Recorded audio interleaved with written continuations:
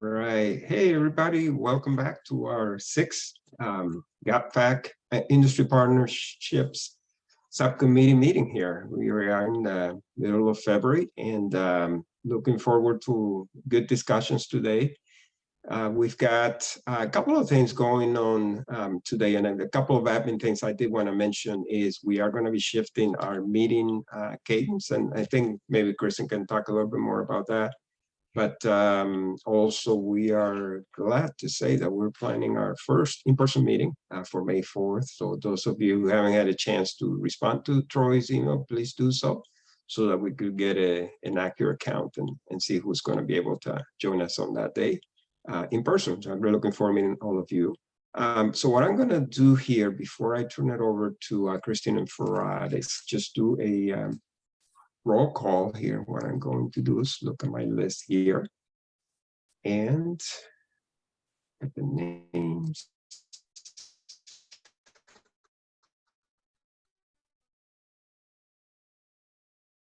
All right, so let's see. We're going to start. Denise, I see you as well. Gail. Let me see, Gail. Nicole, I see you. I got you.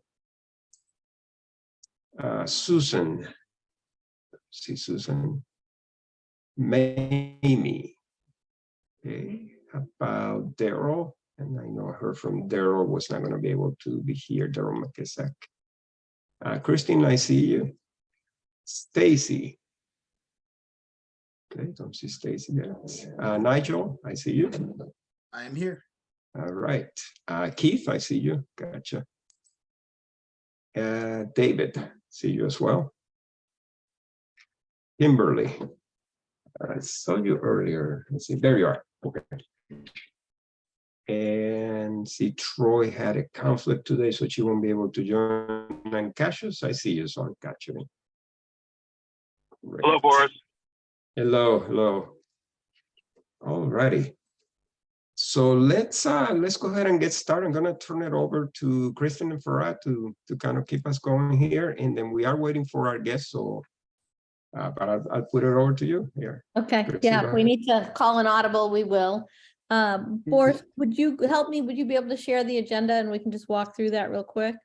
Yeah, absolutely. Okay. And so for the group, welcome. Thank you, everybody, for getting on. And I've seen a lot of responses back to Troy regarding the May meeting, which is exciting. So our schedule for today is we do have some speakers from the Small Business Administration, so we're pretty excited about that. We have Antonio Das joining us, and he is actually a member of the full committee, and I believe he's on the policy subcommittee. And Dr. Donna Peoples from the Small Business Administration, also from the Office of Business Development. So I think this is going to be really an interesting session. We did forward them the questions that we had all put together, and I believe they've framed their remarks for that. I know they'll be stepping out of some conferences and things, so we'll just we'll be agile if we need to adjust.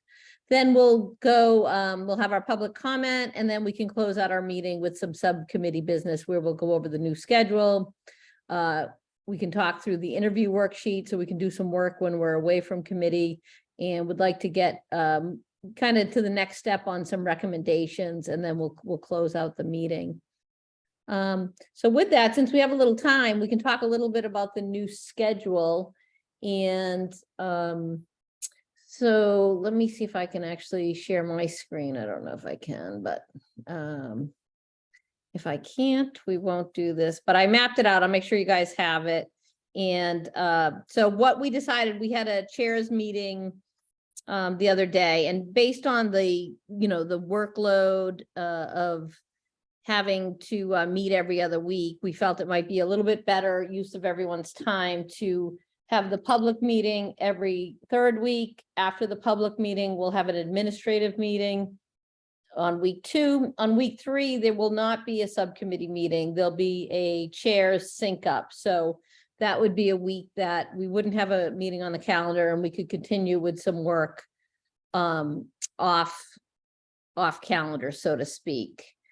So give me 1 second here. Hey, Kristen, just want to let you know that it looks like Antonio's here. Okay, great.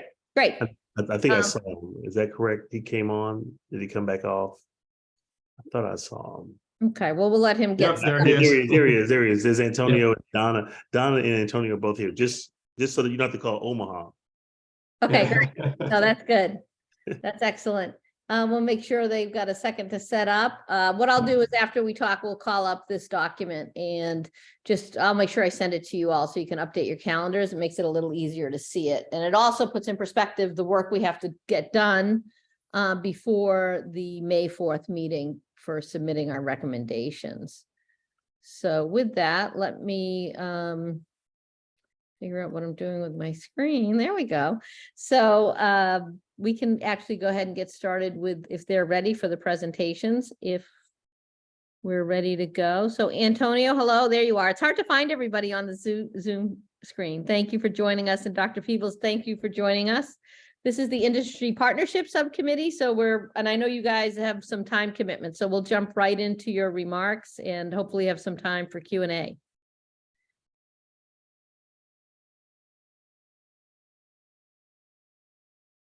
Antonio, we cannot hear you.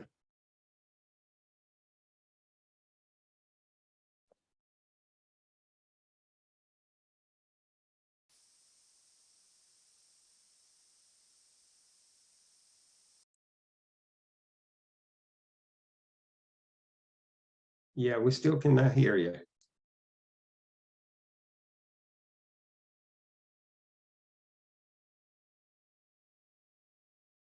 Hmm.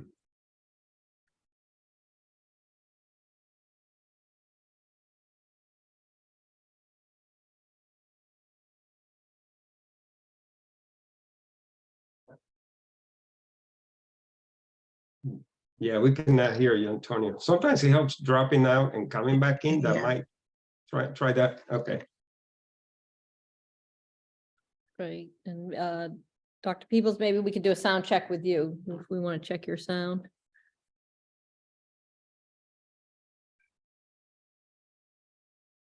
Oh, we can't hear you either. We saw you come on mute, but we cannot hear you. It's so Yeah, we odd. cannot hear you as well. Do we have them as the right category coming in?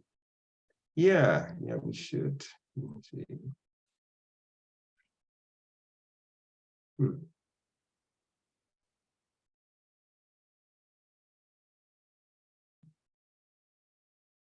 Okay, I'll try again.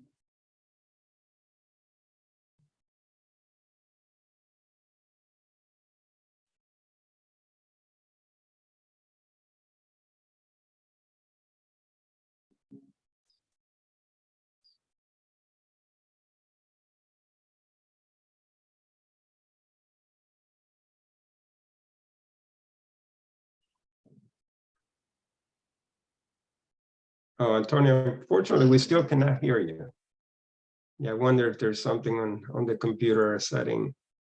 Yeah, sometimes I know when I change platforms, I'll have to go into where the microphone is and click on that little arrow and then change where my microphone is coming in at. Yeah. I also find that there are two Hey, let's see, did this change anything? Yeah, thank Yes, you. you're in. So whenever you're on a call and something goes wrong, just make sure that Kimberly Wise White is there. So Well, thank you very much. Fill up her calendar immensely, so. All right. It's always weird because, it was working just, like all day, right? And you get on one call and it's not working. So I was in 2 meetings earlier today that this exact thing happened. yeah, well, I'm glad you were. Thank you. All right, so Donna Peebles and I are here. Donna is my colleague. We've worked together really ever since she's been at the agency. We actually met each other even before then.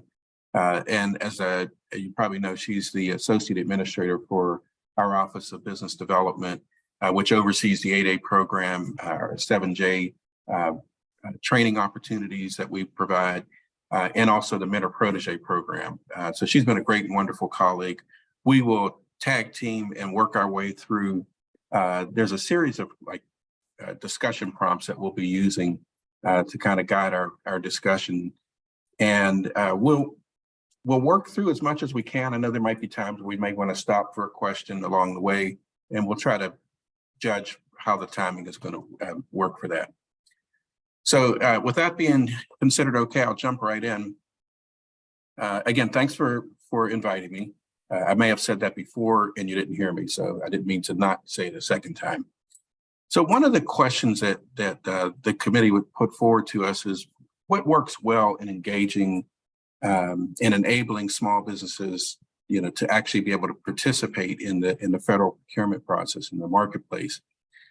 And a lot of it comes down to, to me, it's like a two-way street. So some of it is on the agency side, being clear and having early communication. So both clear communication, early communication about the contracting opportunities.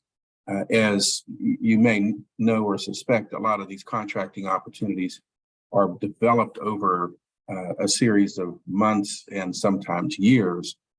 And so to the extent that they're included in agency forecasts, if there are industry day events where the agency can come and say to a group of businesses that might be interested, this is what the contracts are we're going to have, this is the elements of those.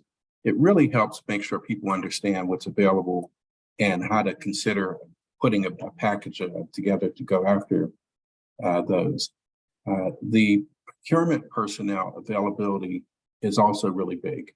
And it's been one of the challenges in the pandemic environment was the lack of as many ways that you could actually see and touch and talk to somebody who's involved in that whole buying activity process, whether it's the program office person or it's a contracting officer, because so many of us were behind the Zoom and Teams backgrounds and not in the coffee lines at the conferences and things. So we're starting to see less of that now that the conferences are picking back up.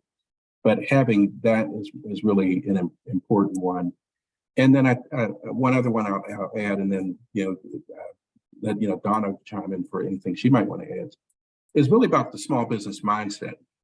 If you're looking for small businesses and you have a mindset for them, you can typically find them. We have a whole thing called the rule of two, which we can get into if needed. But if there are businesses that exist who can perform the contract as a small business, or maybe it's a set aside for women-owned businesses or for the 8A or for any of our contracting vehicles, include our contracting designations, including service disabled veterans and hub zone programs. There are typically available vendors who can do that work, but the contracting folks have to be willing to see that they exist, and they typically do that through their market research. Don, I'll pause and see if you want to add anything else.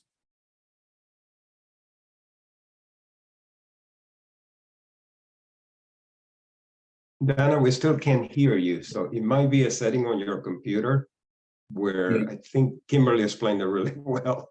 Yeah. Yeah, if you go to where the microphone is on the screen, where that mute button, and there's a little arrow right next to it, then you should be able to change your.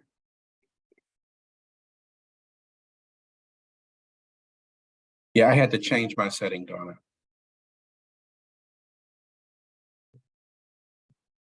That tends to happen with earphones, with a microphone. No,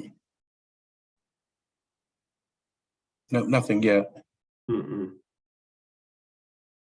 And Donna, I changed mine, in case this matters, to microphone array, the SST one. Okay, can you hear me now? Oh, yeah. Oh, yes, there you are. Okay, Yes. thank you. That did it, and I'm not going to touch anything else. Thank you so much for being patient with that. So in addition to that small business mindset up front that Antonio mentioned, what works well with engaging and enabling small businesses to succeed in the federal marketplace is working closely with other resource partners, but specifically the network of the procurement center representatives and the agency Office of Small and Disadvantaged Business Utilization. Those are the agency's key senior small business representatives who can help those firms assess the market. But they themselves, it is a call to action for that agency, the team at the agency. It's that multifunctional team consisting of the small business professionals, the contracting, the acquisition personnel, sometimes all the way up to the senior procurement decision makers, to do what they can to assess the market for potential suppliers. It ties back to that market research as the foundational evidence that agencies can use to decide on the most effective small business strategy. And from there, it's back to that commitment, that call to action to really be decisive and find a way to make the awards to small businesses.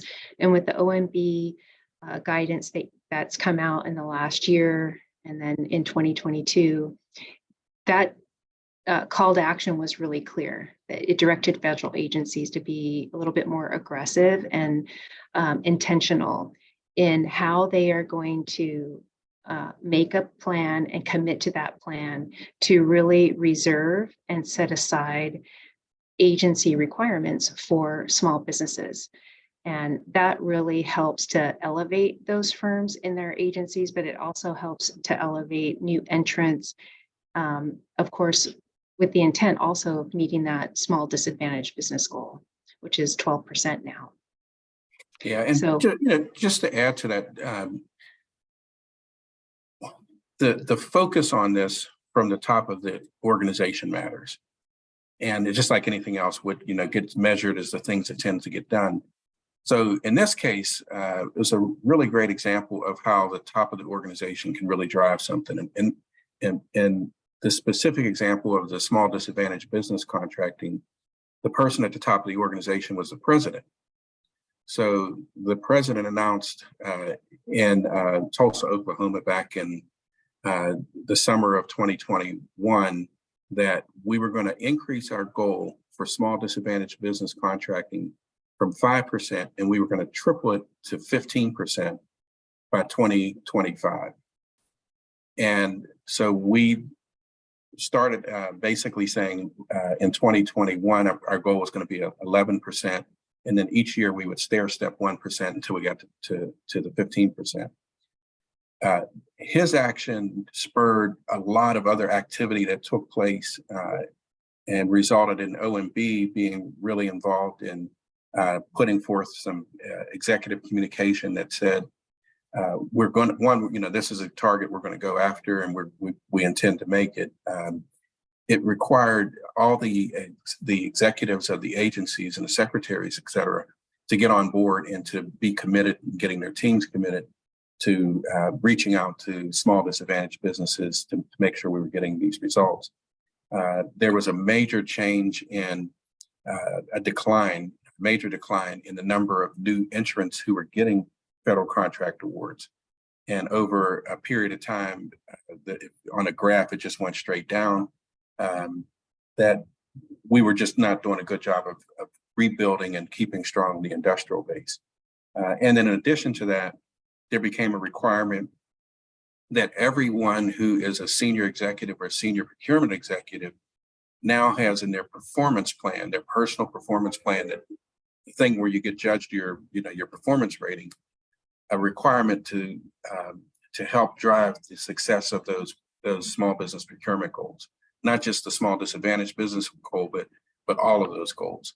So there became this groundswell of interest and support because the president and OMB and then all the agencies that work together collectively to do some things in this area, including changing a significant policy, the way something called category management was structured to allow the small businesses to get more credit in the process, whereas before it was almost like making a contract award to some of the small businesses was almost a negative in the scoring that was used for that particular metric. So those kind of things really made a big difference in terms of creating a more inviting atmosphere for participation of small businesses. On the flip side, one of the questions is, what are some of the barriers that we have seen happen? And sometimes it's literally the knowledge and experience of contracting officers who understand and know the small business programs. And so when we see that happening, of course, our teams are always trying to work with the procurement officials to make sure that they understand our programs and can leverage our programs. But sometimes people may have contracting backgrounds, but may not have done as much in the small business front. So therefore, they're less likely to have an interest or a natural inclination to go in that direction.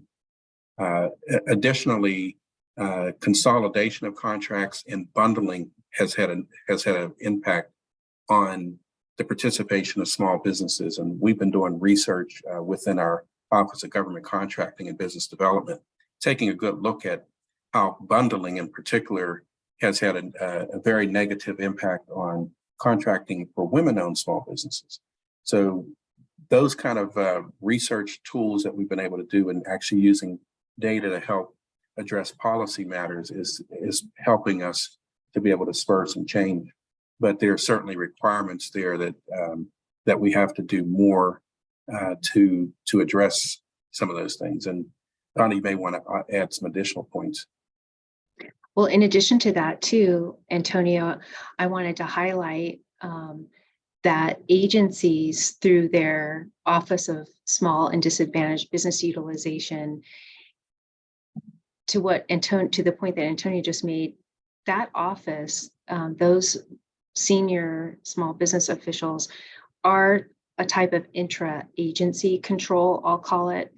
Under the Small Business Act, federal agencies are required to have their director of their small business office report directly to the head of their agency. So that's a communication path that's critical, because that senior small business official or that Office of Small Business program, they can help assist, have more eyes on that contract bundling activity or the consolidation activities that may be occurring across the procurement offices. And through that direct reporting chain, it's a very important relationship with the agency leadership that ensures small business officials have institutional power in a way to seek intervention when things happen, when planned contract consolidation or type of bundling strategies might be in the works. Those types of strategies, they do pose a serious threat to small business interests, as Antonio mentioned. So that type of interagency control, that communication path, could help reduce that barrier a little bit. Yeah, great. And I do see a hand up. Maria? Hi, I'm one of the roles I play at GSA is industry liaison, which is a role created by OFPP to have some sort of direct contact with industry. One of the things that I struggle with is it's very hard for me to see the actual connection between the small business office of the agency and the contracting personnel in a way that directly helps small businesses in general and any category. And I'll tell you an example of what I've seen. A lot of small businesses contact the agency, my office, and they give you their capability statements. Mm-hmm. It seems to be a holdover from pre-digital times when you could actually, a contractor could walk in and talk to a contractor, this is what my business is, this is what I do, that sort of thing. So it's translated into this giving us a capability statement. In the 3 years I've been seeing this happening, I was in a role, I don't see how useful or serviceable that is to the contractor. It seems to be giving them the false impression that that capability statement is reaching into the hands of somebody who has contracting power. So what we do is give a canned email back saying, here's your small business office contact, here are your PTACs, but pretty much what really would help you is here's how to get on GSA schedule. Mm-hmm. And so it seems to be a government-wide thing. And I am struggling to find a way to get them out of that mindset because it seems to be something that was taught years ago. But it really, if you think about it, is very ineffective, and it doesn't get from it doesn't lead them to where they think it's leading them to, because no contracting officer, even if they get that sheet, by the time they have a bid, that company might will never even remember that that's the thing. So one of the things is just, I don't know if you have any insight as to how you move small businesses from that mindset into something that actually really does service them and gets them to the real opportunity, because the OSBU offices don't do contracting. So Right. there just seems to be a disconnect. So I don't know, did you want to take a shot at it first, Donna? Or? Just thank you for that, Maria. And to validate the point that you're making, I'm here at the National 8A Conference in New Orleans, and there are over 2,000 attendees. 60% are small businesses, and a majority of those are small disadvantaged businesses. And we had a great panel of OSDBU leaders, the senior small business folks, and they touched on the point that you're making exactly. And the counsel and advice to the firms was that really isn't an effective strategy anymore. Rather, it's that research, it's the market research, it's understanding what every agency does, what they buy, what they don't buy, and then how better to get in front of those agencies. And what was encouraging to hear is that of the federal agencies on a panel, 3 or 4 of them have implemented face-to-face mini industry day sessions where they have a firm come in and talk to the technical program experts directly and give a pitch day, they call it. And it's because they've done such a good job about honing in on what specific firms they want to see, that they bring them in and get them in front of key decision makers to hear from them face to face. And it's a very energizing process for the firm to get in front of the agency, and the agency is from the panel members we heard from, it's makes the biggest impact and tremendous value, and no one's time is wasted. Like you said, those capability statements are just falling on desks. So that's a new innovative approach. Antonio? Yeah, thank you, Donna. I see Kristen's got her hand up, so we'll go to her and then we'll jump back in. Yeah, great. Thank you so much. So I heard a couple of times this process of market research. So I guess, so what would be the secret sauce there, if you think about it, for the agencies to do really robust and rigorous market research, and for the business community to understand what those market research levers are so that they are seen? I think, one of our concerns, and we hear a lot, is the seen or seen. It's really the unseen, and how do we figure out who those are and reach out to them? Yeah, so there's a couple pieces to it. So the market research from an agency perspective, I mean, it's really designed, particularly if they're trying to make a decision about whether this contract opportunity should go full and open or should be set aside for small business. And the Small Business Administration has a team of employees who have a title of Procurement Center Representatives. PCRs is the short acronym that you might also hear. So they're members of SBA, they're employees of SBA, but they often sit literally in the federal agencies that they direct and support with. And so what they're doing is meeting with the buying activity personnel when there's a contract requirement that's being put together. And so in some cases, the contracting official will say, we want to put this amount of money out for this purpose, and we're going to go full and open. The PCR, Procurement Center representative, will say, well, have you considered small business? And then there's a conversation around, yes, we have, no, we haven't. Yes, we have, and we didn't find enough, or yes, we have, and we found enough, but we still kind of want to go full and open. And so the job of the PCR is basically to steer as much as possible back into the small business space so that we can have more small businesses participating in getting these federal contracts. Sometimes the research that's done on the agency level, what we've experienced from an SBA side, is that it's not always as aggressive or robust in identifying who potentially could really fulfill that work. And sometimes they'll dismiss a small business for whatever characteristics that they decide to dismiss them. as maybe not being able to measure up. And so that's where the SBA and its advocacy comes back with those agencies to say, I see what you're saying and I understand it, but we've done some additional market research, and the type of work that's being set aside for this particular contract is something small business can do. And so there's a negotiation process that takes place, and ultimately we arrive at a decision to hold it for set aside for small, or one of the categories underneath of the small business, or let it go back as a full and open.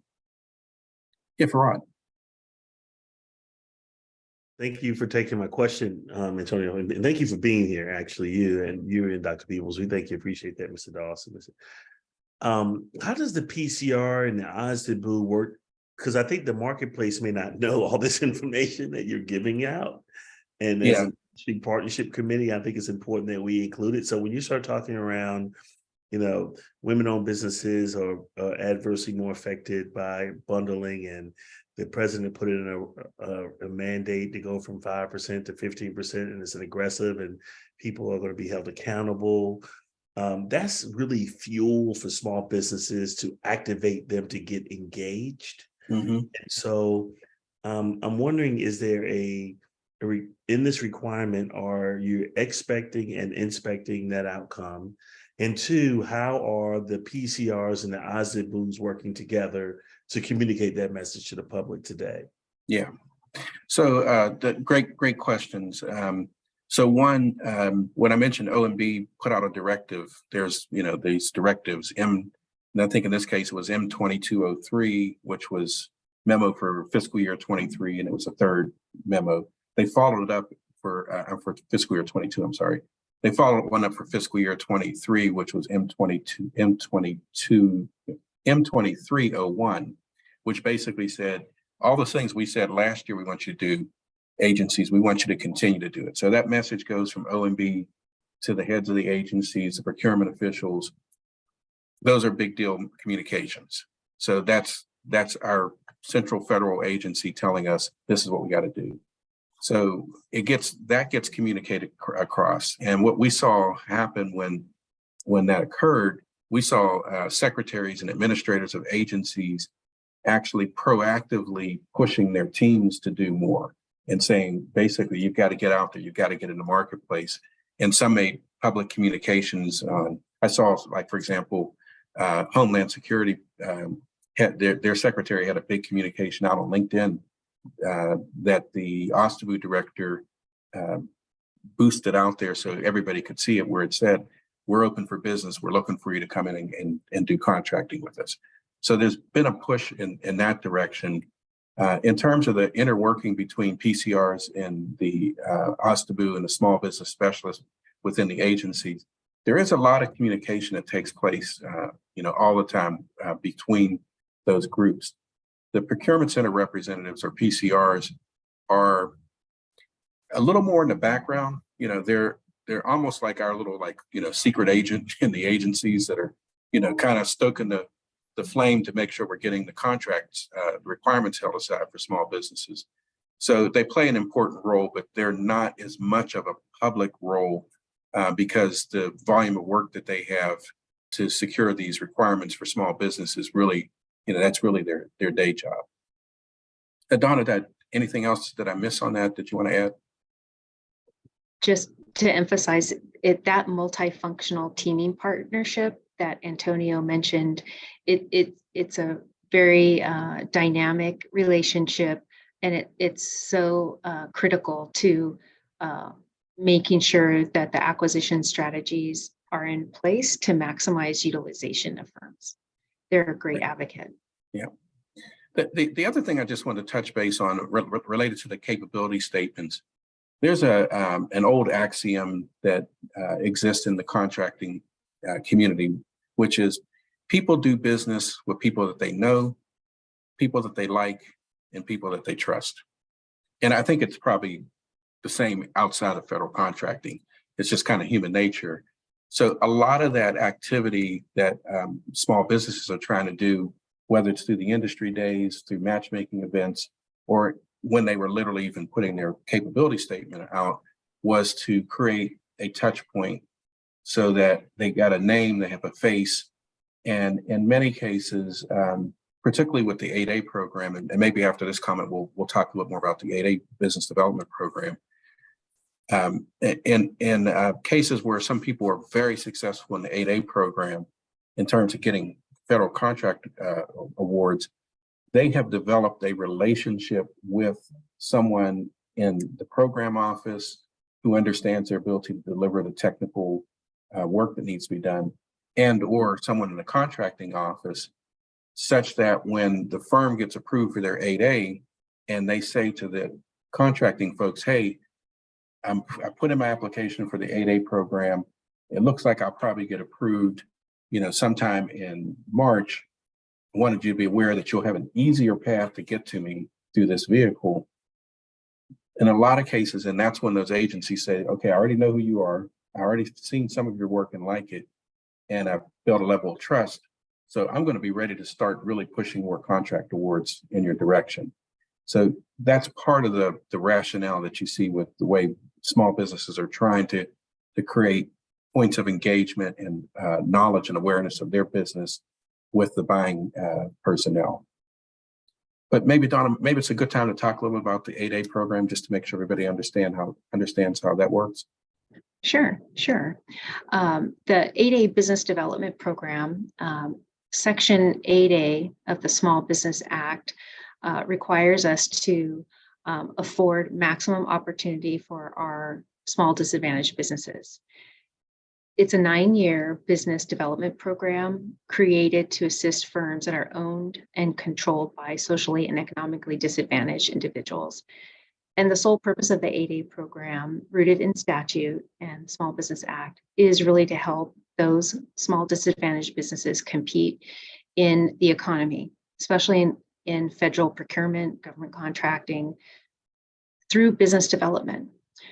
And once the firms are certified and receive 8A certification from the Small Business Administration, they have a period of 9 years, it's a 9-year program, to grow their revenues, build their business plans, to pursue revenues in the federal marketplace, but also build a mix of both government and non-government revenues. So maybe it's state and local procurements as well. And through the 9 years of their certification, business development, training, and technical assistance is a key tool that we make available to those firms. And what is unique and special about the 8A program is a firm that receives 8A certification is partnered one-on-one with a business opportunity specialist in one of our 68 district offices nationwide. That's a very unique aspect of the 8A program, and nowhere else does that exist in the other certification programs. So the focus is, once we get the firms in, help them build their business plan, decide on their path, their strategies. We want them to finish their 9 years with strong exit strategies in place, so that once they complete the program, they continue to thrive and do well. And I'll share, just recently, my office looked at our data from fiscal year 20.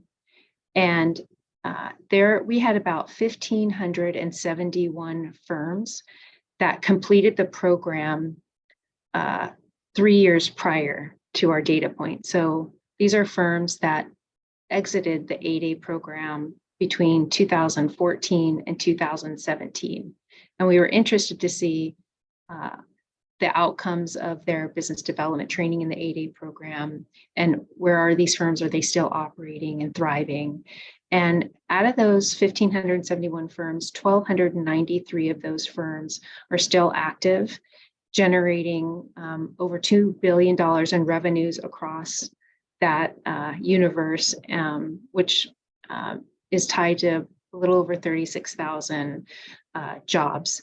So that shows some success. The business development assistance those firms received is contributing to their ability to still thrive in federal contracting and continue to do well. Okay, great. And I see Kimberly has her hand up. Thank you, Donna. Thank you, Donna. How many companies generally go into the program? Like, and is it a rolling program where you get a couple going each year, or is it kind of a tranche that goes in every couple of years? That's a great question, Kimberly. Thank you. On average, hundreds apply to the 8A program. We certify on average about 600 firms every year. As they apply, statutorily, we have 105 days to review those applications. And then once they're in the program, they go through an onboarding and a briefing with their business opportunity specialists. And then they hit the ground running, focused on that business plan and their strategies for the 9 years until they exit the program. Does that answer your question? It does. And I'm assuming there are specific benchmarks that they have to meet over the course of the 8 years? So during their 9-year program, years 1 through 4 are their developmental years, we call them, years 1 through 4. Years 5 through 9 are their transition years. And the goal of the program is that we help position those firms so that revenues, they aren't that the majority of their revenues aren't coming from direct award contracts or sole source contracts, which is a key business development tool in the 8A program. By statute, firms that are 8A certified can receive sole source contracts. But during those years 5 through 9, the focus is to help them maximize their business development and so that their trajectory is going in other areas too, that they're building their book of business and diversifying for success. Okay, great. Antonio, did I miss anything there? Antonio, No, when leading our Washington district office, Antonio, you've counseled a lot of the 8A firms. Yeah, I think you hit the main points, and the big thing in terms of that, making sure they're not getting over reliant on those sole source contracts is once they're out of the program, those contracts don't necessarily continue. There's a few slight cases where they may, but for the most part, they're done. So if that's all you've ever done is got sole source contracts as a small business in the 8A program, when it's over, you have not established yourself in a competitively viable way to continue and sustain your business over a longer period. So that was one of the changes that was made some years ago to create better long-term viability and sustainability of the businesses. So Kristen, I know I'm looking at the time, and I know I believe you wanted to make sure we got to a couple other topics, and maybe that's what Boris is saying too. I see your hand, Boris. Yeah, actually, I just wanted to do a quick plug for the 8A program. So I'm actually a graduate of that program. I started my career, gosh, back in 1985. I'm dating myself here, but that's a junior engineer. So over the years, I've been a government employee for many years now. So it has a special place in my heart, the 8A program. That's all I want to say. Thanks. Okay. Oh, great. Thank you. Free plugs, awesome. Yeah. Yeah. So yeah, Antonio, I think, so one of the things the subcommittee's been really working in is like what works, what doesn't work. Clearly, SBA has a lot of things that work. And then how is everybody feeling about the new, some existing climate sustainability requirements, and how do we one of our mandates is kind of what recommendations can we make that can help ensure we don't have those unintended consequences of narrowing the field because of some of these climate and sustainability obligations. So I didn't know if you all could speak to that or tell us what SBA is looking at as far as incorporating that into existing programs. So great point. So part of it is understanding the way the rulemaking works in the federal space.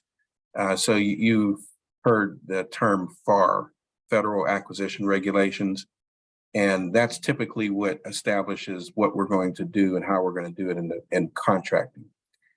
So SBA is an interested party, but we're not a member of the FAR Council. There's three organizations, three agencies, GSA being one of them, and actually in the person of Jeff Kosis, who is on the FAR Council. So just three that really do that. So we all have input into that process, and so we are, constantly engaged with the FAR Council around any of the items that we think may have an impact, potentially unfair or detrimental, particularly to small business. And so we have a team within our Office of Government Contracting and Business Development who, that's one of their major points of activity. Same group who was very instrumental in helping us address some of those anomalies that we spoke to earlier in terms of the decline in new entrants and some of those major changes in our category management and other pieces. So we're mindful of that. We communicate a lot with there's a group, small business procurement. Donna, what does SBPAC stand for again? I'm so used to saying SBPAC. Small Business Procurement Advisory Council. Advisory Council, which is all the OSTABU directors and the Office of Small and Disadvantaged Business Utilization Directors. Thank you, Donna. So, for example, there was a relatively new item that was coming through the process of rulemaking related to an environmental element recently. And so our team at the Small Business Administration communicates and shares that with the OSTABU Council for input and feedback. So we get a collective input from the people who are also working with small businesses on a day-to-day basis.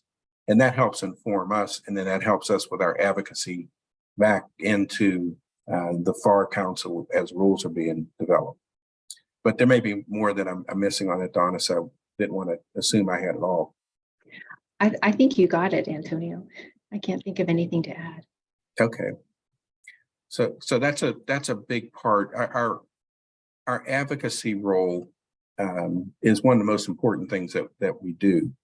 And I think I probably have said this before, maybe not to this community, but we are a really, really small agency, the Small Business Administration. I mean, there are many agencies that have a budget that spend in a week or a month what we spend for the whole year. So we're really small, but we do take very seriously our responsibility of advocating on behalf of small businesses and then also providing resource support for small businesses. And I know that was one of the other questions that was out there as well. We have a whole host of resources that we work with, some that are directly funded by SBA, some that we do in partnership, like the procurement technical assistance centers, which is now the Apex. They rebranded to the Apex centers, which helps guide prospective business owners who are looking for federal contracts into how that whole piece works. But we also have small business development centers, which are hosted by universities, colleges, and state governments across the country, probably close to 1,000 centers who provide advice and counsel to small businesses on a variety of topics, including the federal contracting. We similarly have an organization called SCORE, which are mentors. They're people who are volunteering their time, giving back their experience from industry, business ownership. They provide excellent advice and guidance on how to prepare and be successful in contracting. Similarly, we have women's business centers, which we've expanded quite a bit just in the last year, 2 years now, as well as veterans business outreach centers. So all of these are really, really engaged. And then we do training through the 7J program, which is under Donna's auspices and her team, to make sure businesses have a very focused amount of educational opportunities available on government contracting. share back over with you, Donna, in case you want to add more into that space. Oh, thank you, Antonio. Just to add to that, Section 7J of the Small Business Act requires us to provide that technical assistance, management technical assistance to make sure the firms are getting what they need as they're focused on their business plans. Whatever that might be, it's an array of everything from I need help with my accounting system. And we know that that's very important for small business owners, to making sure that they comply with cybersecurity requirements. They may need assistance on how to do that. Or maybe it's just understanding how to do bid proposals when they're competing in contracting. For example, we have a grant with a company called NetQuery, who has a tool called BidSpeed, which is a market intelligence tool. And they've trained over 14,000 small disadvantaged businesses on how to go through that, everything from market research, preparing their proposals, understanding agency forecasts to go after opportunity that Antonio mentioned earlier that we talk a lot about with the OSDBUs and things like that. So that's just an example of a little bit about what the management technical assistance training is when it comes to the 7J program. Okay. And Dawn, I know you have to run in just a minute. Do you want to touch base on any of the government contracting vehicles that have been working for small businesses? Yes, I can touch quickly on that. Thanks, Antonio. When it comes to the government contracting vehicles sized for small businesses, we have under GSA the 8A STARS 3, which was awarded a few years ago. Over 1,000 task orders have been issued to 8A firms. We have the VETS 2, which is a service-disabled veteran-owned small business contract, reserved opportunity specifically for those firms. We have NASA's contract, SEWP. I can't remember what the acronym stands for. SOUP. Yes, yep. Yes. And others like the OASIS contract. So that's an example of how agencies have specifically strategized on how they want to maximize opportunity for small businesses. Well, Donna, thank you so much. I know you're literally like a minute left, and I didn't want to make you late since you've taken time away from your time at the conference to participate. I appreciate very much your support and teamwork. As always, a great colleague. Thank you, Antonio. It was a pleasure to see and speak with all of you, and enjoy the rest of your afternoon. Thank you. All right, thank you. So I'll finish up a couple more things and maybe try to take a question if I'm able.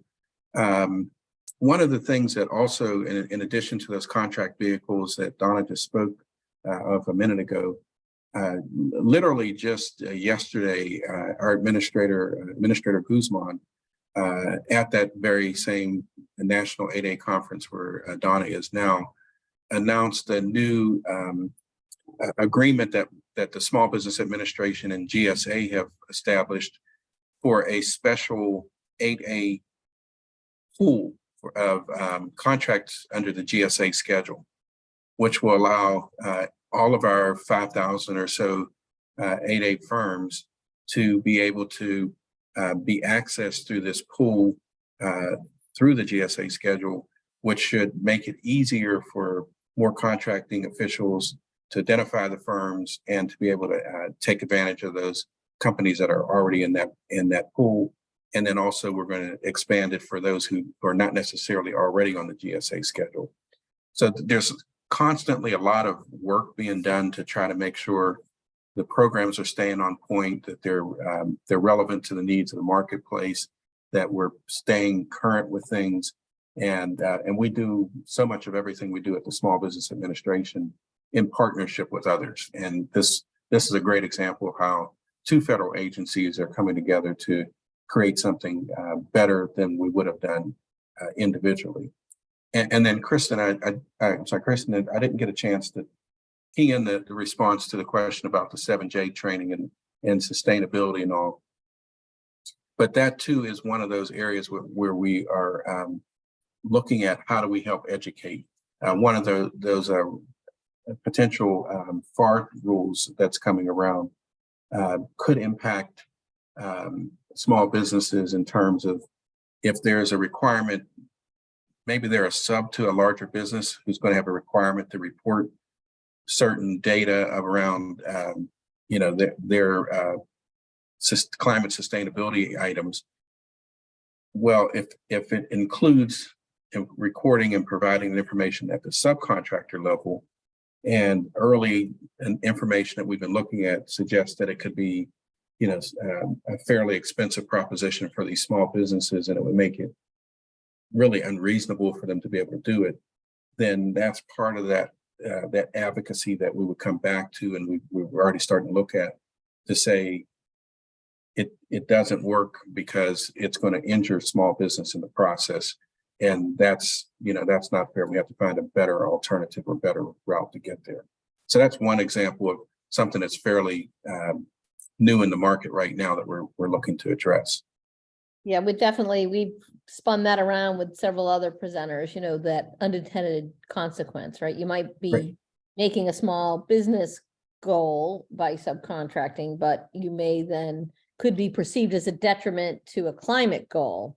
Right. So you can have all these different things kind of flowing around, but you do envision, I guess, though, as these requirements come out, channels, just like you said, you have channels on cybersecurity that you'll eventually have channels on climate and climate risk and those types of things. Yeah, anything that's really critical to the growth of the business. I mean, we have to make sure they're up on it. Otherwise, our relevancy becomes in question, and we're not doing the work we should be doing. The one other thing, I think I talked a bit about the small disadvantaged business goal, stair stepping to 15%. I don't think I said that we actually achieved the 11% goal a year early, which was like when the goal came, I think all the people in the federal agency who have responsibility were like, okay, that's pushing us out there pretty heavy. That's a bigger number. But the energy and the effort behind it was just tremendous, and we were able to actually achieve that goal a year early. So we're pushing on for 12% for the next year, and just keep moving forward. Yeah, a couple of interesting things, Antonio. So I love the discussion on the work, the partnering with GSA to make the pools, because it seems like if you don't kind of create mechanisms for these folks to be seen. Right. And then this whole market research, because we hear that all the time in industry, right? And so as like a requirement, but how robust and rigorous is it? It almost reminds me of like job searching and using new tools and technology to open up the funnel. And so that might be something maybe we take back and talk about as a potential recommendation, blow that thing wide open. Sure. I don't know. It just sounds like it's almost like people just they try and because of whatever reason, just to get by, like just to get through, versus saying, hey, real market research should open your eyes to new. Exactly. It should not be a checkbox. We did market research, but you're really doing it to research and find out what's available, as opposed to saying I conducted it and I move on to step whatever in the process thereafter. Mm-hmm. And then figuring out a way for the universe to know how to be seen in that market research. Right. So like as a job applicant, it's like keywords. If you don't know what the keywords are, your resume is never going to get seen. So it sounds like that's like a critical linkage in the whole process. Yes. So from an industry partnership perspective, that might kind of fit into our scope. Yes. Yeah, definitely. I see Nigel has his hand up, and I think after this, I do have to go. Okay. Thanks, Antonio. I'll go very quickly because I also have to jump in the car and head to Annapolis. So one of the things that I would also recommend us consider as we're hearing this and talking about the goals and accountability and market research, which are all extremely essential to achieving our objectives for this committee. Also considering, as we are collecting this data, for the first time, this administration, in history, as far as I know, it disaggregated the data for SDB, which gave us a clear understanding of exactly where the contracts were going, right? It's not enough to say, okay, we met our SDB goals.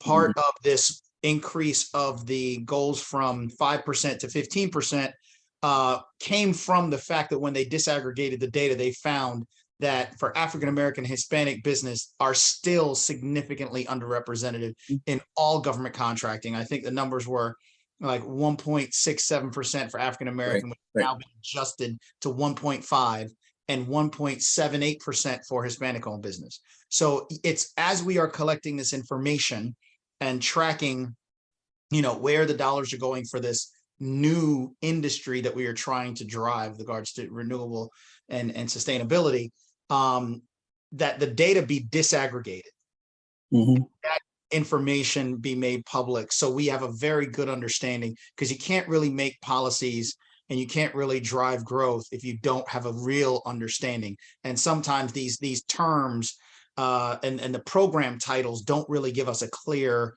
awareness of what the real numbers are. And I would just recommend that this committee propose that as a part of whatever we're doing with regards to data collection and accountability. Yeah, it's an excellent point, Nigel. And the top line numbers can be deceiving, as we've seen with the disaggregated data, how different it looks underneath of it. And the same thing was true with our small business participation. We have a 23% goal, and we've been well over 23% the last several years. I think we're at 9 years in a row we've achieved that goal. So if you look at a graph of our 23% goal achievement, it's a very nice upward slope.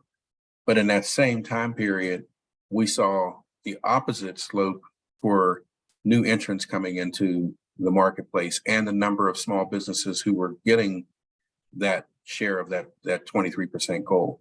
And data assessment like that, and what you're talking about with the disaggregated data, that's driving a lot of our decision making, and it's opened our eyes to things that looked one way until we really dug in and checked underneath and understood better what it was really telling us.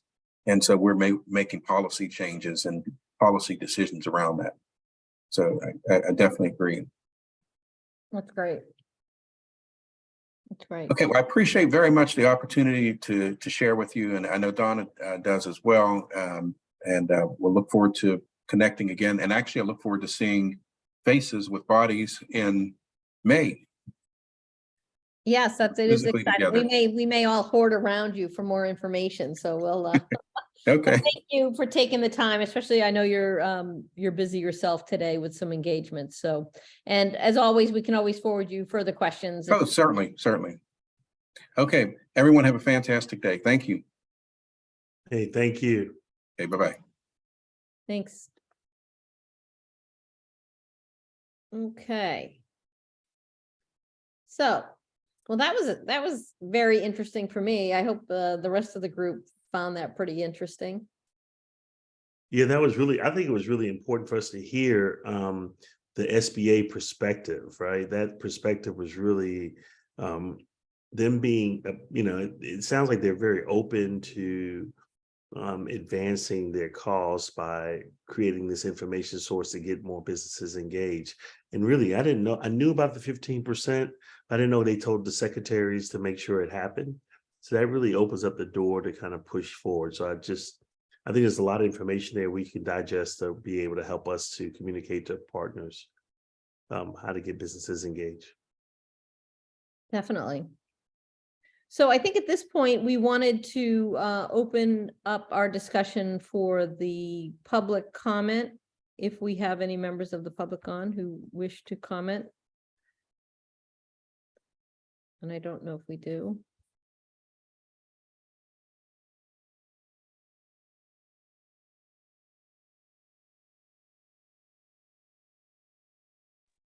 Oh, Josh, I see you have your hand up.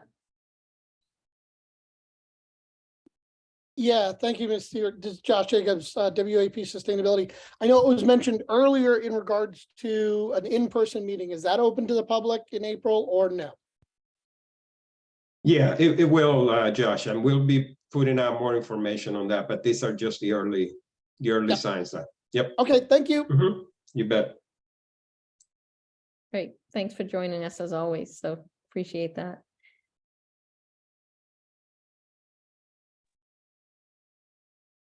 I saw that David had a hand up earlier. I don't know know if I missed that, Dave. I thought I saw your hand up.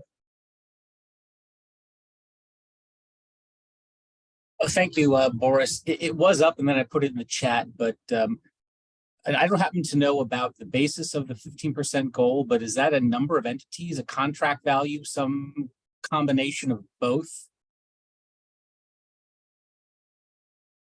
I think when I saw the numbers in the president put out a executive order to increase the numbers for small business engagement. And this was their focus when they put diversity officers in all of their departments. And I think they were accelerated. I do remember seeing the number. I just didn't know it was accelerated. And that's important. So I can get you the document that I found on that, and I can talk with Boris, but I remember the president put out an executive order on this issue. Okay, thank you. If it's posted, I'll go research it. I was just curious what the basis of that goal was. To create equity, I think from the standpoint of equity, has he focused on unions and other spaces? I think this was a more kind of accelerate equity in his administration. But I'll find out. I'll see the document. It explains all that. All the metrics, so if it's number of entrants versus dollar value, those types of things. Yeah. It was a percentage of contracts awarded. I don't think it was a number of people. It was contracts awarded. Okay, great. All right, so switching, I think if we don't have any other public input, which, Boris, I'm not seeing any. Is anyone else seeing any in the chat or anything? No. Okay, great. So I think I've learned how to share my screen, so hopefully y'all can tell me if I did. You did. You got it. Oh, isn't this a glorious day? So excellent. So I just wanted to lay out for the committee, subcommittee, and this document's available, but just so where we are, and then with our new rotation, just so we can all kind of get our heads around that and we can get our calendars updated. So next week we'll have our administrative meeting, and then the following week of March 1st, we do the chairs sync up, and then you can see the rotation there. So what this really means, though, is we have 3 more public meetings, 4 more administrative meetings before the in-person meeting in May, and we will be working on our recommendations and our report out, for that May meeting. So I think what it kind of tells me is that we should be moving now really diligently into our recommendations, not that they'll be finalized and perfect by May, but that we're starting to move down from discovery into recommendation mode, even though we'll always be doing discovery as we go, learning more things. So that is the first thing. Now I got to figure out how to stop sharing my screen. So very good. Let's stop sharing that. Okay. And so one thing I did want to now after this session, I think we have to change it up, but we did start to do some work on an interview sheet. So one of the things we wanted to talk about was, particularly now with it being every 3 meetings, each of us has a network and people we're talking to all the time. So it'd be really great if we could kind of scribe notes in an organized fashion from these discussions we have within our network, and then bring them back via this interview sheet. But when after listening to SBA, I thought, well, the questions might be a little different if you were actually interviewing a small business about their perception versus if you were interviewing an organization that deals with folks. So we might want to tailor that a little bit. So let me just pull that up and see if I can do that. And for some reason, I don't know why this is not in right folder. So Boris, I might need your help with that. So let me just do this. I don't know what's going on here. Sorry, people. The peeps here. Okay. Can't seem to get that to come up. Okay, so hopefully you can see that this is on our Google Drive. I'll send out a message today with everything on there, but so a way to empower all of us to be taking some information. So we'll insert the mission statement, but then I guess where I would like the subcommittee to weigh in, and maybe we'll create a couple of different questions depending on who we're talking to. Here was some general questions we had talked about a couple of meetings ago, but we can certainly add to this as we go. And it'd be great if you do interview somebody, we capture that and we bring it back, into our repository of documents. Any thoughts on this, or I'm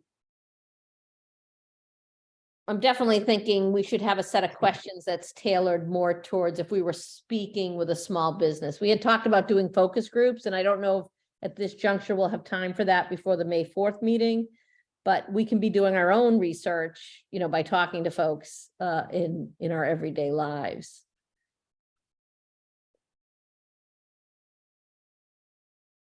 Do you think this is a useful tool? Kristen, it's Nicole. I think it's an absolutely necessary tool. I think this is great. And inviting the rest of the committee to help fill this out, I think is a terrific idea. Okay. And so what we'll do is, I'll send that back out. We can tailor some questions. And the way this should work is, if you're going to, say you're going to a conference or you're going to a meeting and there's going to be some folks that might have information, just grab this, have it on your phone or whatever, and just talk to them about these types of questions. I think I could definitely use help from the different committee members' perspectives on curating some questions. These are definitely a little bit biased towards my point of view. So we'll send that out as action to work on between the meetings. Okay, great. For speakers, now let's see if I can do this. From the speakers list, I want to thank, I think, Denise, you put an entry in there for somebody we might be able to speak with, so I appreciate that. And also, I was able to reach out to ACT, and they are willing to speak with us on March 8th. And I had a conversation with Soraya Correa, who is actually a former federal employee and I believe a federal procurement officer. So we may be able to tap her for multiple things. But she will speak with us, and she is going to try and get the group leads from the Small Business Working Group and the Sustainability Climate Working Group. So they can share with us what they're working on from an industry trade perspective. So we will be working on, between meetings, also certain questions we might have for ACT, just like we did for Antonio. Let's start to curate some questions about what are some of the things we'd like to hear from this group.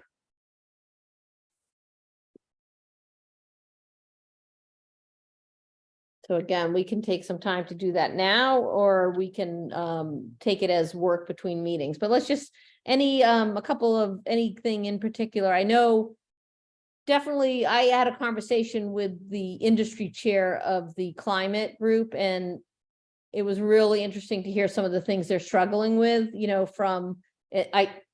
they were similar pains, I think, to us. So I think hearing some of that will be good. Like, what are you focused on? Why? And how is it going? And that type of thing. And same thing from their small business group.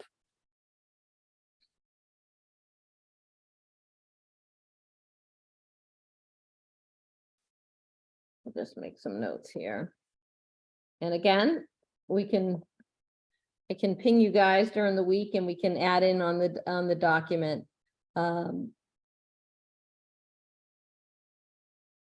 One of the questions I did give to Soraya was, how do these groups interact with each other? We've had a lot of conversation around that, like connecting.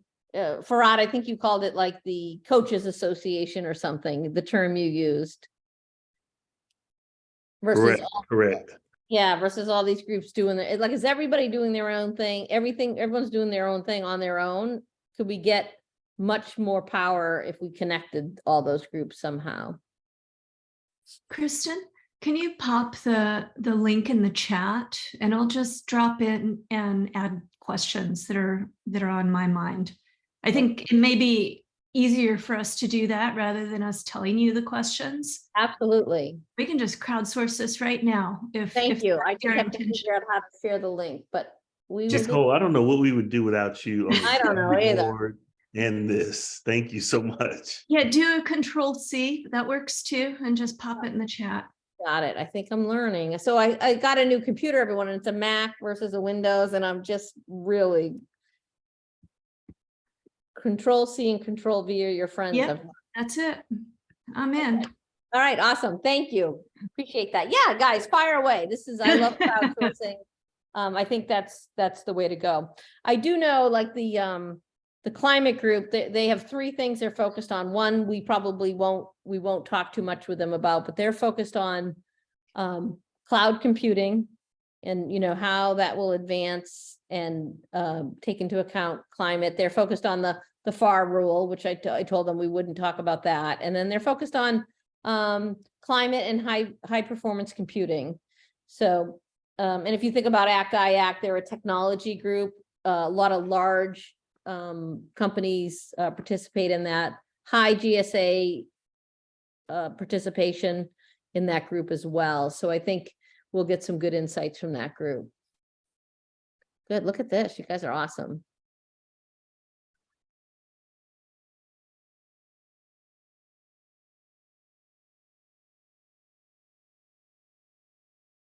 Horse, this is like a horse race, watching the It's just another version of a whiteboard, Kristen. That's good. Now that you've made me dangerous, Nicole, with the copying the link. So I think that's great.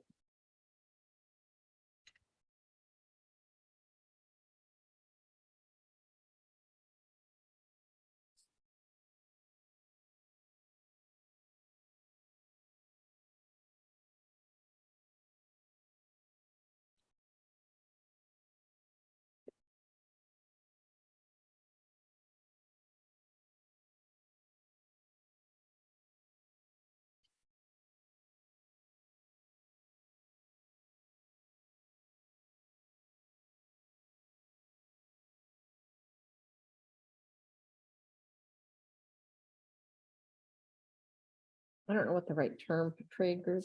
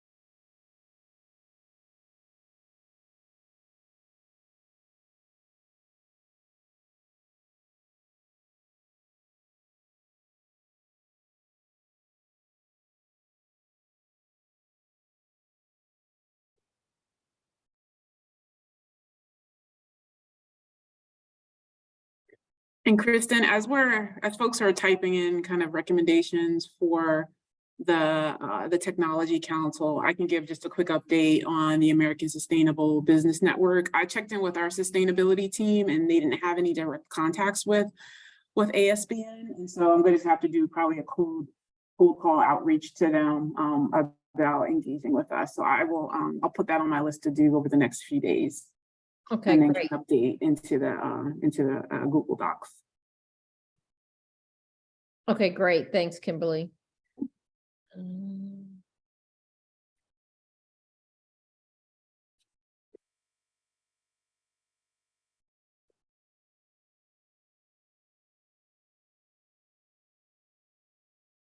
I'm gonna clean this up too, because I can't type as fast as you.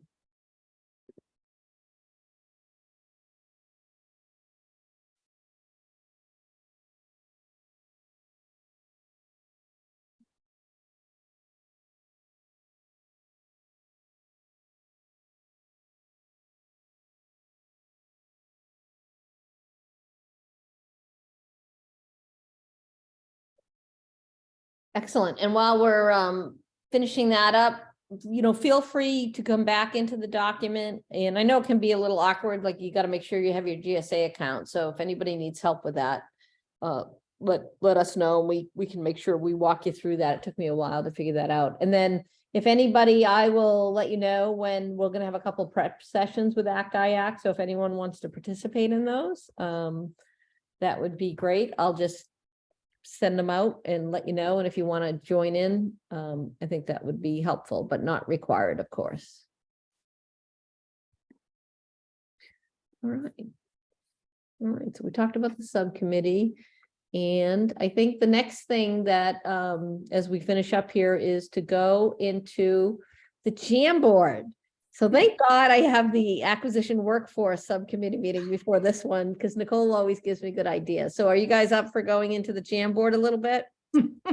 And let's see, can you see that? Yep. Okay.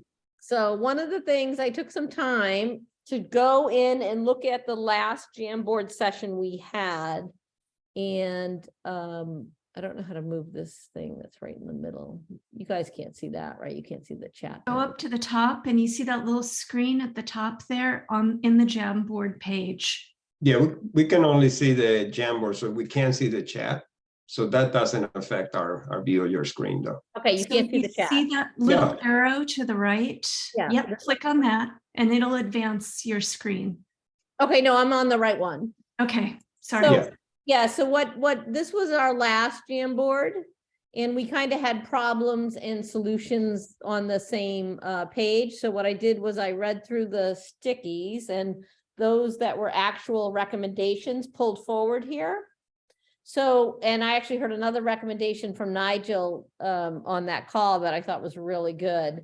And kind of group these into where there was some affinity. So I'll just walk you through this, and this is not done. I just wanted to try and get us kind of mentally thinking about recommendations. And so what I see here is right now we have about 5 that are kind of grouped. So one is around this concept of a risk sustainability maturity model that would include kind of what language and capability and processes and a kind of a marketplace for people to go to get information, rate themselves, and build their capabilities going forward. The one in the middle I thought was interesting. It's more of a targeted solution, and I'm not sure whose it was, but as I read it, to me, it's so that first recommendation is very broad and big. This one is pretty targeted about creating differentiated training capacity building initiatives that are targeted towards encouraging small and diverse businesses. So I kind of almost envision that as almost what Antonio was talking about, like a specific mechanism to put a magnifying glass, like he was talking about the pool of 8As that would now be open to the marketplace. I don't know if whoever that is on, and I'm not sure if I'm capturing it specifically, and we can spend some time on that as we go. People coming into the Jamboard and really looking at these. Let me just go through them all and then we can have some discussion. I think it was Mamie's, but Matrix the Universe, which just reflecting back through all the Jamboards, there's really this consistent theme about you have the many of the individual businesses, and then you have the one or the few of the government, GSA being a leader factor, and then you have all these groups in between. And how are we going to best connect hubs, industry groups, individual businesses? How can the government see them, and how can they see and know how to interact with the government? So I think that's kind of somewhere in there is a recommendation dying to be hatched, but we can work on that one. Then down under measures, methods, and motivations, we kind of had these three about best practices, amplification roadmap to push out best practices, templates for developing climate risk plans. So kind of group those as under methods, like, and how do we create a community or a marketplace where people can go to for best practices, and people can be incentivized to contribute to the best practices. I think, you know, there's something in there. And then we had two recommendations that kind of fell under that motivations. This mentoring incubation program between large and small businesses to grow sustainable capacity. And then the question around, should large contractors have more responsibility in partnering and targeting the supplier pool? And you heard Antonio talk a little bit about that just right now. Like, so there's definitely, I think in today's environment, nobody can survive alone. And so we figuring out how to maximize that partnership. And then I heard Nigel today just talk about data, which could maybe fall under measurements. I thought that was a great, great kind of suggestion that we, either I missed it or we just had never captured it. So I'm making a note on that. So as we look at this, my thought here would be is to give folks a little bit more time to say, are we missing any key recommendations that we want to add, or do we have enough to kind of start? And I think keep in mind that it's not the perfect recommendation. It's a recommendation that can be implemented and it can move the needle within the purview that we have. Hey, Kristen, I had a couple of quick comments. Number one, I love this. I think this is great. I think it really helps crystallize a lot of what you're thinking. So great job synthesizing. I wonder, Maria, since you're around, I just wonder if you have a reaction to this, because I'm seeing a couple of things here that will perk Jeff's interest just from my conversation with Jeff. And I just wonder, Maria, if you have kind of a first shot at this, what you're thinking when you're looking at these pink stickies here. Well, Just kind of it's hard for me. Curious on your I need to get my perspective. reading glasses because I know it's kind of small. So give me a few minutes. Let me go and get it, and I'll come back to you. Okay, so no hard to see worries. unless No you have worries. it on your computer. Yeah. Yeah. Just one Yes, you do, second. but I was gonna say I love this. I think this is great. I think this is really start crystallizing in things that I think will definitely hit the right notes. The other thing is, Kristen, based on what Maria, the feedback she gives us, these might be the areas where we formulate our speaker questions moving forward, right? That we ask based on the speaker, which of these priority areas can they speak to? And then we should hit those areas hard to get the information that we're really looking for in our to inform our recommendations. Absolutely. And I totally agree with you. And I know you mentioned that with your team also, was that as we move forward, what I kind of envision is it looks like if we add something with data, and we can work with Nigel to make sure we capture that. We have 6 recommendations here. I think next week at our admin meeting, and we can do some of this just by getting people into the document, is to create, now we can get into our matrix, Farad, where we list these out. How hard are they to implement? What's the level of effort? What's the positive impact?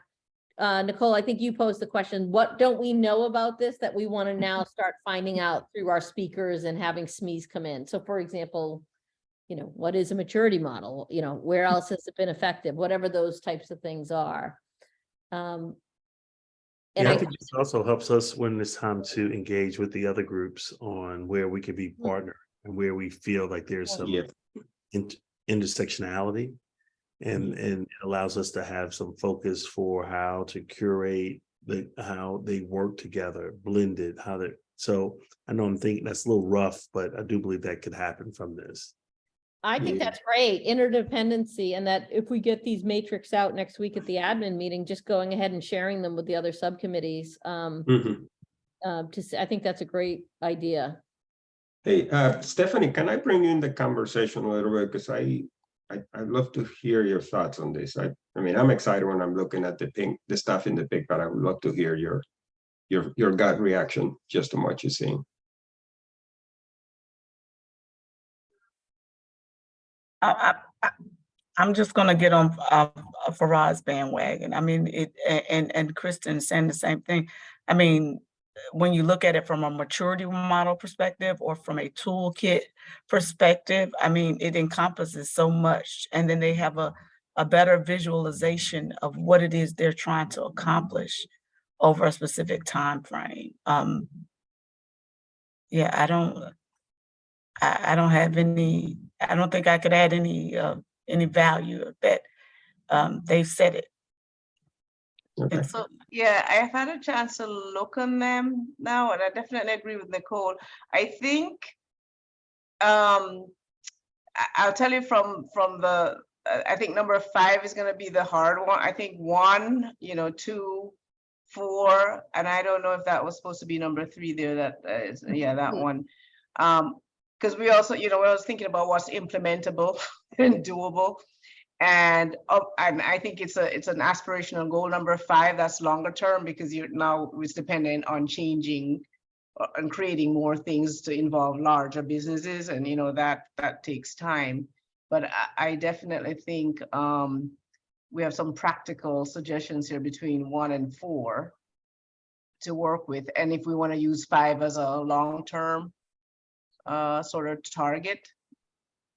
Yeah, I think when we go through the matrix, which would be our next logical step as a team with level of effort, and to your point, even one of the things we could rate it on is to, how closely does this align with the GSA, our customers' desires. So that's what I really want to do next week. So we'll spend some time crafting out that matrix. We should be able to get through that pretty quickly.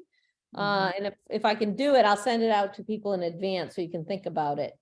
The one thing that really has been resonating to me is around this.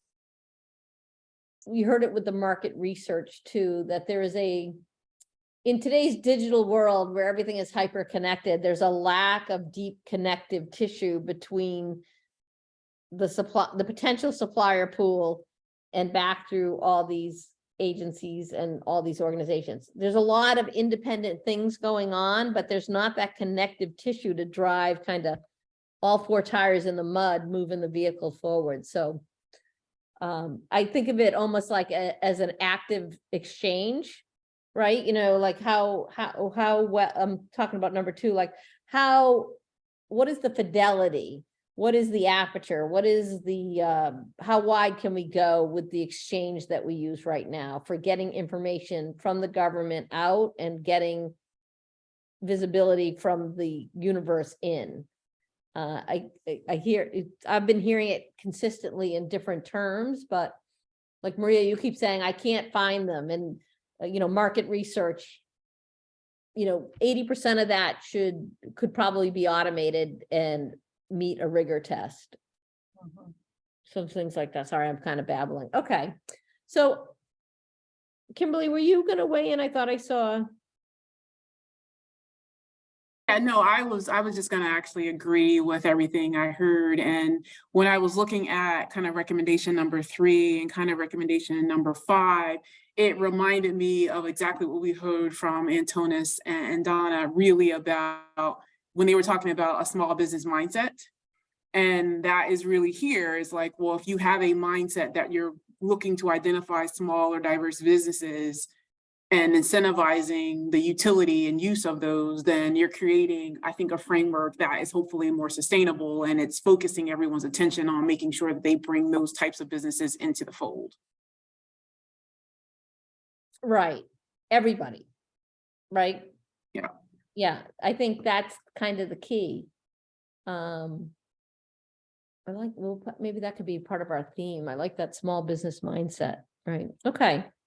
I think, Kristen, there's a flip side here too, and I keep hearing that just putting some thoughts together is how do we make it easier? One conversation that we had, Nicole, you were talking about small business you were talking to, they don't want anything to do with the government because it's so hard to get in there. I mean, just these are innovative firms, and I think there is a piece here for us to think about how does GSA make it easier for business to do business with GSA? And I think that to me, and that's what Federal Acquisition Service has been kind of grappling with a lot. So that kind of resonates with them. So anything we can do to help them think through that. How do we make it easier? Because there's a two-sided, the other side of the coin here is how do we make it easier for business to work with us? And I think that connects a little bit to the maturity model that Stephanie was articulating last week, that awareness is that first step to this maturity model. And it could well be that they just don't have the right information for them to imagine how they could engage. That awareness just isn't there. They just have decided that it's too complicated. Yeah, and that when I spoke with Soraya yesterday, her comments were right on that, you know, that it's not hard, it's just that people don't know how to do it. But once you know how to do it, it's not, these were her comments. And so, you know, if we can shine a light on how to do it, make it easier, any of these recommendations will be good. So, Nicole, how do I create a new sheet? You just keep pushing it and it'll do it all by itself. So if you move to the right, just like that, and it'll just add on to the end. What I haven't figured it out is how you insert it in the middle. Yeah. Oh, well, I know how to move it. Boris taught me that. You can kind of, I don't know how to insert Oh, it. there you go. There Maybe you go. hit a plus, hit the plus. Yeah. Right Okay. after where you want it. Right, that's how you do it. And then you can click and drag to sheets. Okay. So maybe we could just spend a few minutes today. I want to get people Jamboarding because I think it makes everybody so happy. Is let's capture, just use stickies. So if you remember, you click on the sticky. Let's just capture some of these key attributes we want to consider when we put this matrix together. So for example, I just heard somebody say, so one of the questions we might ask and rate in a t-shirt size is, you know, will this recommendation make it easier for small business, right? And if the answer is yes or no, this will help us prioritize our recommendations. So what I'm saying is these will be the questions we'll put the 6 recommendations through next time. So Kristen, you'll need to share the Jamboard in the chat. Oh, I do? So we can get in there. Just assume you all know where it is, but I don't. Okay, Nicole, here we go. Dangerous Kristen. Okay, now we're going back to the chat. Now I gotta find the chat. Where's my wingman, Boris? Okay, sorry about that. Yeah, I'm looking for I just put it in the chat. it. Okay.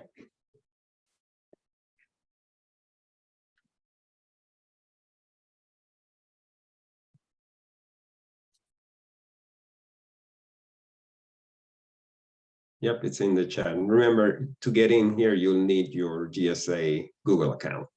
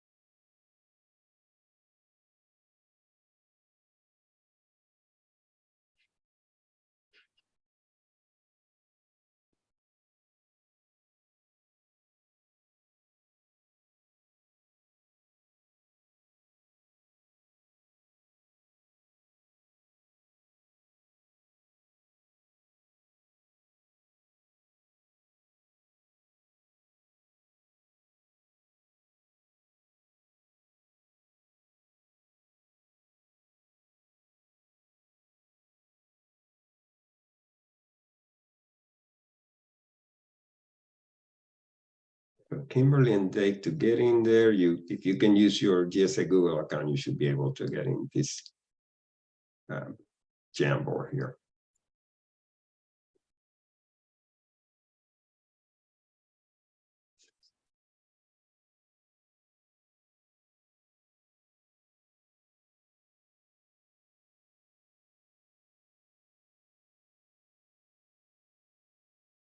And if you're having trouble, you can drop things on the chat and I'll be glad to copy and paste them on there for you.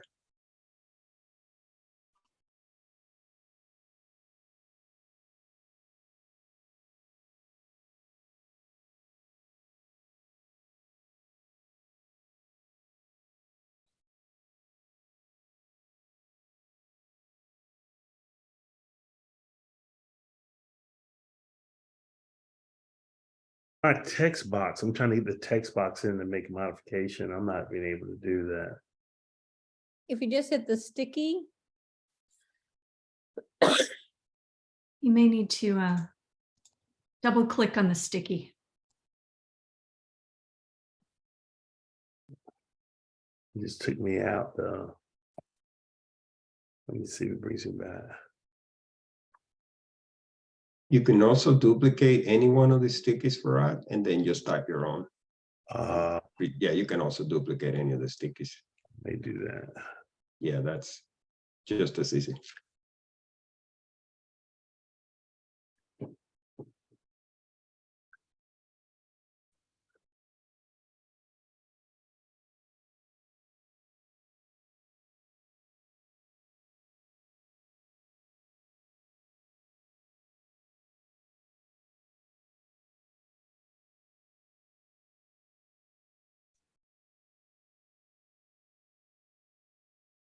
why sometimes they cover each other. I don't know why that happens.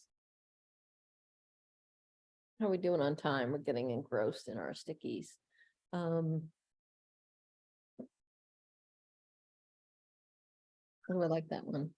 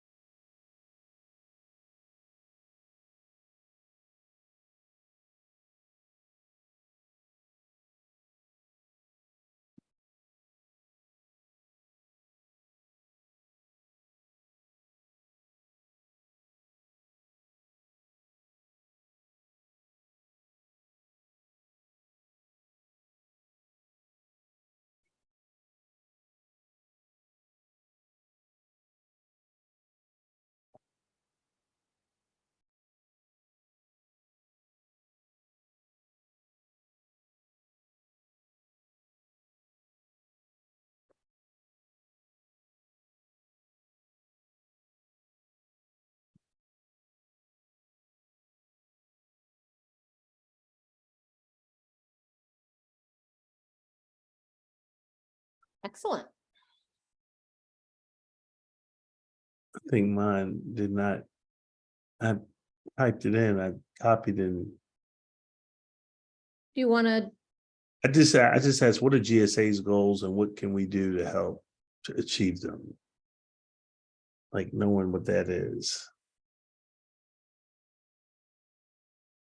so from an alignment perspective? Yes. I mean, we don't, if we go out to the market and we're talking to these other companies, we need to make sure GSA is aligned.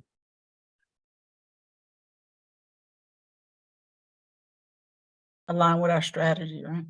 Yep.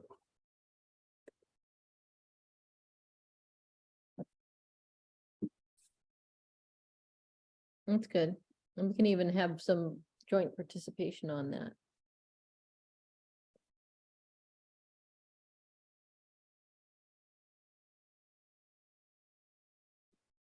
So I think to have a little bit more fun, again, we're not going to finish, but maybe if we could,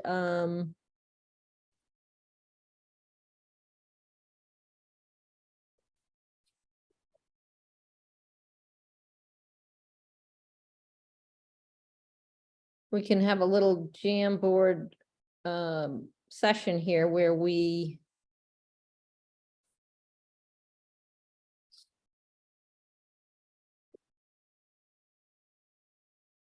eventually we will weight these because I think that'll be important too, and we'll get that all pulled together for next week.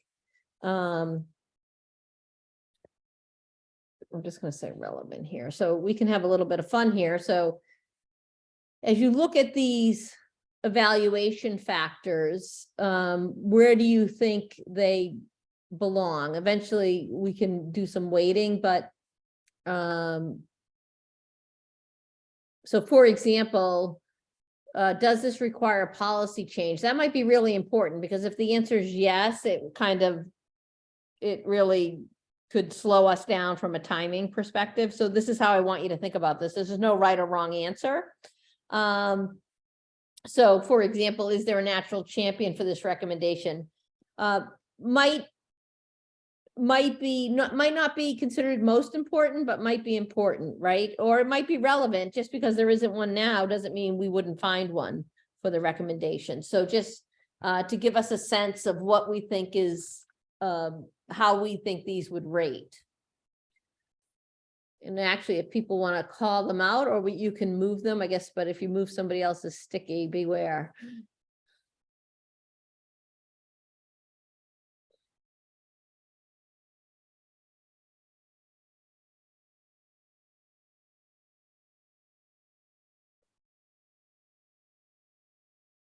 So for example, I'm going to move, how knowledgeable are we with this recommendation? I think that's relevant, but not necessarily as important, because we're going to do research and bring other folks in to help us with that, right? What are you guys thinking? Level of effort? How do you think?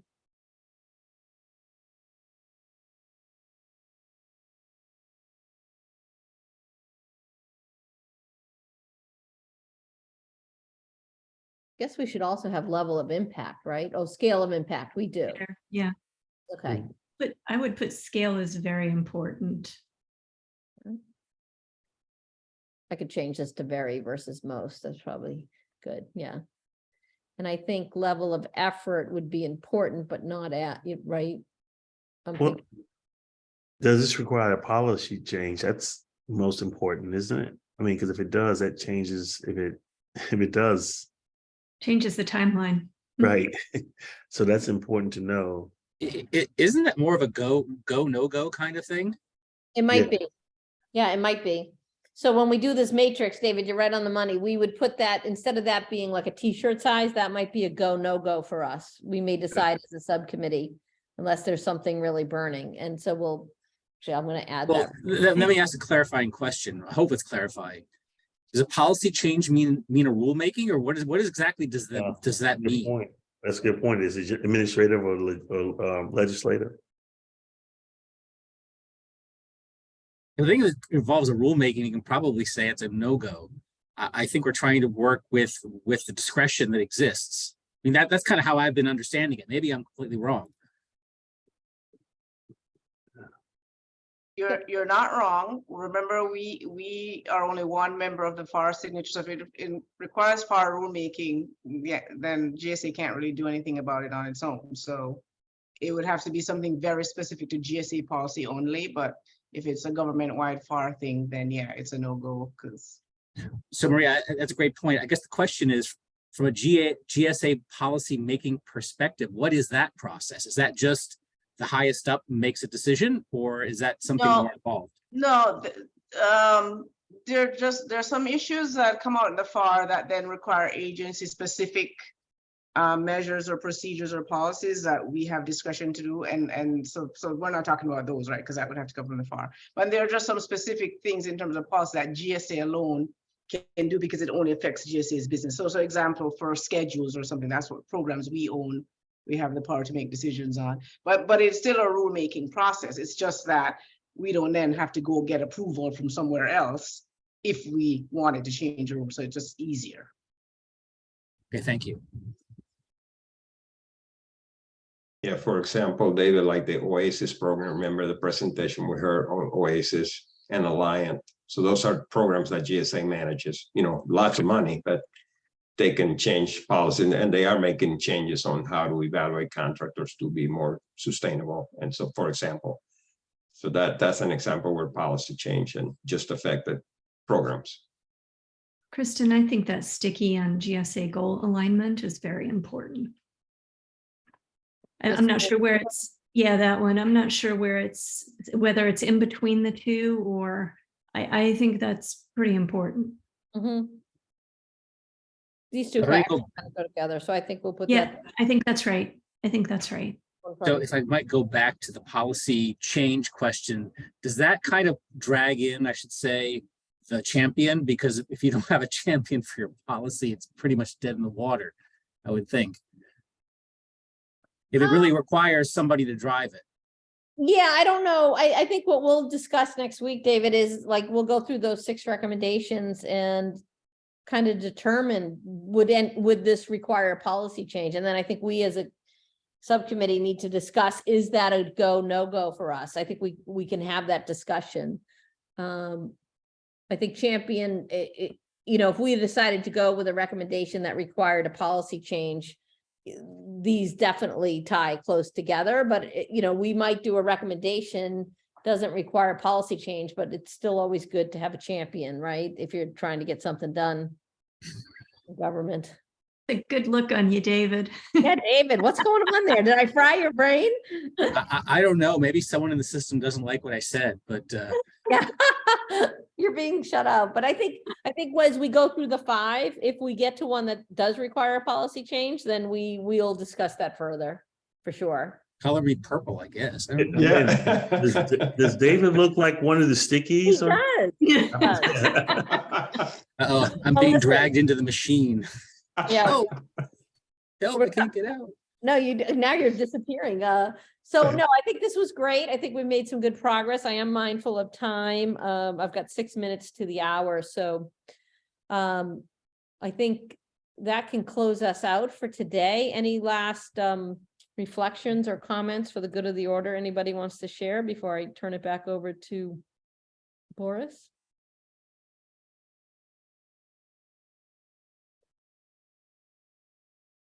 We've got the vital few left here hanging on, so. It was a great session, Kristen. Yes. Yeah, Right. Cassius, do you want to say any words? You've been with us most of the time here. Any thoughts from you? Sure, and I just wanted to chime in and tell you, excuse me, for this group, it was a really great presentation today. And as much as I thought that I knew a lot about small business, I learned a lot more today from Antonio, so it really, really was good. And also, I think we got a little bit tech savvy knowledge today as well, too, so I learned a couple things as well. Really enjoyed it this afternoon, and definitely, of course, still enjoy everyone participating and adding value to this group for the other groups to learn from as well. Excuse me, also, Boris, just for those, I think you mentioned in the beginning, looking forward to those who are able to participate and come on in person in May. So looking forward to that. Should be a really great time. And I think we just have a couple other folks just to hear back from, but I think we're on target with that. But that's all I have, Boris. All right. Thanks, Right. Cassius. Right. Well, I want to thank everybody too. This was a great session. You know, it's always based off the engagement. So the prep everyone did for Antonio, that you can tell that really helped them with their remarks today. And then the work on getting over the hump to start focusing on some of these recommendations and how we go from here. So I'm all set. Thank you, everyone, so much. And Boris, I'll hand it back to you. Yeah, thanks, everybody. And again, I echo everything that's been said here. Good meeting today. I feel very good about this, the direction where this is going right now. So based on everything I hear on the GSA side. So that's a good thing. Good deal. And I think that's it for today. So give you back a couple minutes. Thanks, everybody. And we'll catch up with you at the admin meeting next week. Very good. Thank you. All right.